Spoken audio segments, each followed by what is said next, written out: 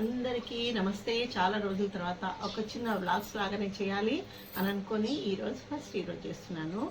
ఇదేంటి, ఏక బిల్వం అంటారు. చాలా అరుదుగా మనకు దొరుకుతుంది. చాలా విశేషమైనది, పరమ పవిత్రమైనది. ఇది త్రిదళం త్రిగుణాకారం త్రినేత్రం చ త్రియాయుధం త్రిజన్మ పాప సంహారం ఏక బిల్వం శివార్పణం అంటారు కదా. ఇది నా చిన్ననాటి స్నేహితురాలు నాకు అప్పుడప్పుడు ఇలా అన్ని పంపిస్తూ ఉంటుందన్నమాట. ఇది మారేడుకాయ. ఈ మారేడుకాయలో ఉన్న విశేషం ఏంటంటే, ఇదొకటి కాయ మనం భూమిలో నాటితే ఇందులో విత్తనాలు అన్నీ కూడా అన్నీ ఏకబిల్వం రాదు. అన్ని మామూలుగా త్రిదళం మనకు తెలుసు కదా, 3 ఆకులు ఇట్లా ఉంటాయి కదా. ఇందులో ఏదో ఒక విత్తనం మాత్రమే ఏకబిల్వగా వస్తుందంట. అది దీని విశిష్టత అన్నమాట. అంటే సనాతన ధర్మాలు ఇలాంటివి చెప్తూ ఉంటే చూడండి, ఇలా అలా అప్పుడప్పుడు స్నేహితులు ఇట్లాంటి కానుకలు పంపిస్తూ ఉంటారు. దీని గురించి మీకు చిన్న వ్లాగ్ చేయాలనిపించింది. ఎందుకంటే నా స్నేహితురాలు పంపించింది కదా. చూడండి, త్రిదళం అంటే ఒకే ఆకు 3గా విభజింపబడి ఉంటుంది అనమాట.